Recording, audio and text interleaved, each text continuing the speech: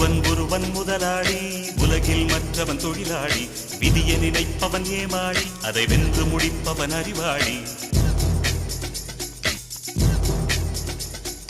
ஒருவன் முதலாளி, உலகில் மற்றவன் தொழிலாளி. விதியை நினைப்பவன் ஏமாளி, அதை வென்று முடிப்பவன் அறிவாளி.